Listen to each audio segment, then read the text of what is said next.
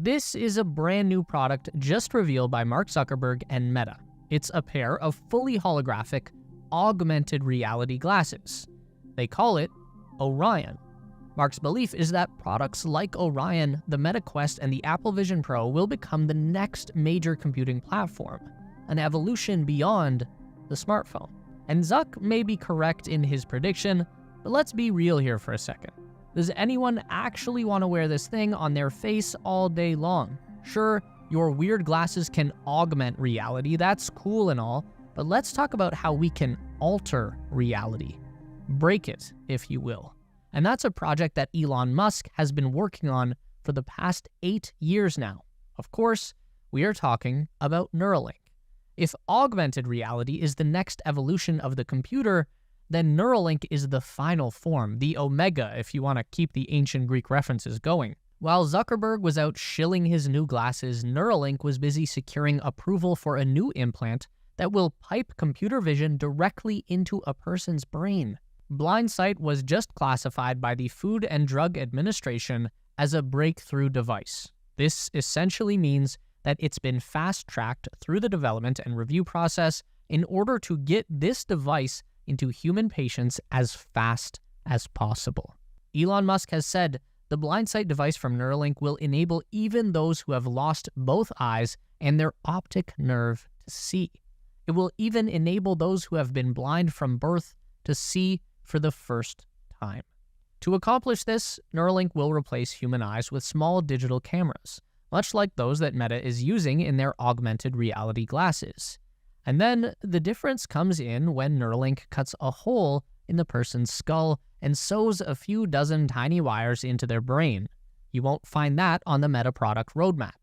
What Neuralink is doing here will be to create a wired connection directly into the visual cortex of the brain, which spans both left and right hemispheres. So really, there will need to be 2 holes in the person's head. Again, the process here is not so different from the Facebook glasses, where those employ miniature projectors to take digital code, convert that to electrical light energy, and overlay it on the lens as visual information. Neuralink will take digital information from the camera and convert that into an electrical signal that's transmitted into the brain, which will then be stimulated into displaying that camera feed into the patient's field of view. Now, that sounds a bit crazy, and it is, but we have to remember that our entire experience of the world is provided to us by input devices. The eyes, ears, finger, tongue, they're all just a big network of sensors that pipe electrical signals into the semi-solid biological computer that sits inside your skull. That's you, a gray, wrinkly lump plugged into a meat suit. And that's existentially a little bit terrifying, but we can either let that keep us up at night, or we can use our knowledge of science and biology to exploit the system, to hack the human experience, to break reality as we know it. This is something that Meta cannot do. In an interview with Cleo Abrams, Zuckerberg admitted that haptic feedback is not possible with augmented reality. The glasses can show you any experience, but they can't help you feel it. Zuck also relented that smell is a critical component of an immersive experience, but would be an incredibly difficult challenge to bring to augmented reality. I'd even argue that these aspects are just straight up impossible to ever deliver with a wearable device. With a brain-computer interface, on the other hand, there is no theoretical end to the possibilities. Now, let's take another quick reality break here. As fun as it is to harp on Zuck, although gotta admit his new haircut is a massive improvement towards looking like a real boy, easily the best decision he's made since the whole Facebook thing, but these Orion glasses are definitely one of the most insane products we've seen in a long time. They are very impressive, and they do exist in the real world, even if they also make you look like a dweeb. And I'm not exactly doubting Zuck's prediction that this kind of wearable augmented reality AI interface technology definitely could overtake the smartphone as our mobile computer system of choice. That could happen within the next 10 years. So Meta has a very powerful head start. They have time on their side. On the other hand, what Neuralink is doing with blindsight is still pretty far from being anything that will make for an impressive tech demo. Elon has even said this himself, and when Elon Musk is not being ludicrously optimistic about one of his own products, you know that this is real. Quote, to set expectations correctly, the vision will be at first low resolution like Atari graphics, but eventually it has the potential to be better than natural vision and enable you to see in infrared, ultraviolet, or even radar wavelengths like Geordie LaForge. And any kid who ever strapped a headband to their face and pretended to be Geordie knows how cool that would be.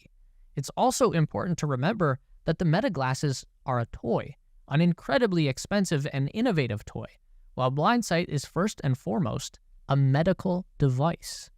I couldn't help but notice this reply under Elon's post by my fellow space YouTuber, the GOAT, Mr. Marcus House. He wrote, "This is my dream.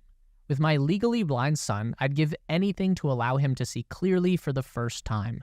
Thanks to everyone involved in this project, a bright future hopefully awaits for all those out there with low or no vision." That's what actually matters, and hopefully that's what Neuralink can deliver for those people who need it. But if we wanted to shift gears back into optimistic mode, if dweeb glasses are the next big tech thing of the 2030s, then maybe we are looking at Neuralink as the next big thing, a technological revolution for the 2040s. Because, realistically, it's going to be hard enough to convince average people to wear these damn glasses on a daily basis. Imagine then selling the masses on 2 new holes in their head. My expectation is that after a decade of wearing the glasses, brain surgery will sound like a merciful relief, as long as you get to take the damn things off. Neuralink is also a more sustainable option in the long term. By that I mean, there is definitely a hard physical limitation on how small you can make this stuff, and I think we're already pretty close to hitting that wall, and smaller is great, but it usually means more expensive and more fragile as well. As someone who has spent a considerable amount of time wearing glasses, I know how easy it is to just accidentally damage or misplace a pair of glasses. Anyone who's ever sat on their frames. I'm trying to fathom what weather and temperature will do to these over years of ownership. At least you can put a phone in your pocket. You can't just put glasses in your pocket when you aren't using them. What are we all going to walk around with? Glasses hanging on neck straps like a bunch of librarians? Not that there's anything wrong with being a librarian, but you know what I mean. With Neuralink, the biggest investment is the surgery, but it's an automated surgery that's done by a robot. So it won't be cheap, but it shouldn't be outrageously expensive either. And now that you've done it, the only thing you would ever want to upgrade would be the chip and the battery cell. They can just pop that out and pop a new one in. That's already been done with monkeys, although they do have to cut your skin flap and peel that back first, then sew it back down afterwards. So you probably want to keep the upgrade cycles to a minimum, but it is an option. And the upside is that you can use this device anywhere, at any time, without anyone knowing that you have one. And in theory, you could use the link to interface with any other device or technology. Everything would go straight from the computer to your brain, and from your brain to the computer. And if things keep going the way that they are right now, there's not going to be a computer in the world that isn't running on some class of artificial intelligence. Elon Musk has envisioned this AI interface working like a third layer of functionality in the human control center. The primary layer is your limbic system. This is kind of your base level behavioral instincts: food, sex, fight or flight responses, caring for babies, all of those deep-seated behaviors that are universal among pretty much every living thing on the planet. Primal stuff. The secondary layer is your cerebral cortex. That's the wrinkly outer layer of your brain that kind of works like your CPU. Your consciousness, thought, emotion, reasoning language, and memory all originate in this gray matter. Sometimes your limbic system overrides your conscious thought. Most times it's the other way around. The give and take keeps us alive and functional. And then the third layer, or your tertiary layer, is artificial intelligence. Elon thinks that there is room for optimism that this can all work out, given that the cortex is very intelligent, but the limbic system is not. Yet they work together in harmony, so perhaps there could be a tertiary layer where a digital superintelligence lies that would be vastly more intelligent than the cortex, but still be able to coexist peacefully with the cortex and the limbic system. And at that point, what is real? If you can have a fully immersive sensory experience in virtual reality that you can taste, touch, smell, and feel, would that really be any different than something that happened in the real world? Is that already, what we are experiencing right now. We just haven't fully realized it yet. Do you feel your own reality beginning to crumble and break just thinking about this stuff?